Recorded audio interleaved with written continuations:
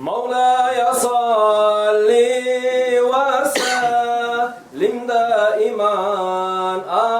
أبدا على حبيبك خير الخلق كلهم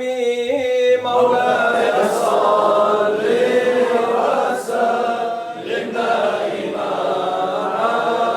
أبدا على حبيبك خير الخلق كلهم Atın asil Muhammed san Allah sıylab yazgan kulsan dili bizge şahadatsan şefaat ya Resulallah gözümüzünü yarığısan ümmetini tarığısan Allah'ını söygen kulusan şefaat ya Resulallah yüreği bizini Muhammed'im imanısan mümin kullarını yanısan şefaat ya Resulallah gözleri bizini Muhammed'im nürü sensin bar alamını bir sensin şefaat ya Resulallah tuğup yeryüzüne geldin bu dünyaya yarıp verdin Allah'ını buyruğun ettin şefaat ya Resulallah tolgan ayday seni yüzün şekerde tatlıdır sözün ümmetine karat gözün şefaat ya Resulallah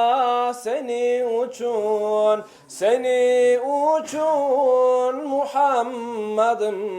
kurdu dünyanı bilmege borçlubuz onu sen ümmetin nicanı olur alamını sultanı olur müminlerin yanı mevletin sılayıp onu şefaat ya Resulallah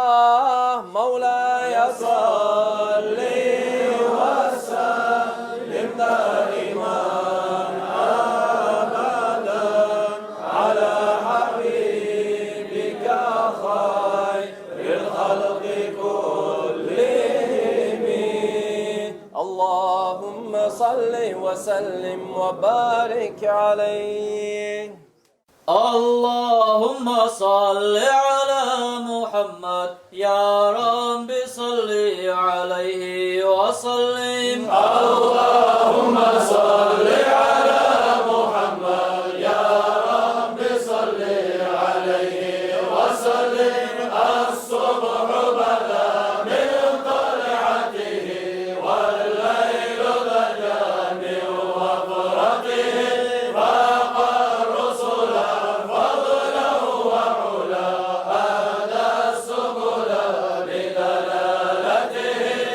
Allahümme salli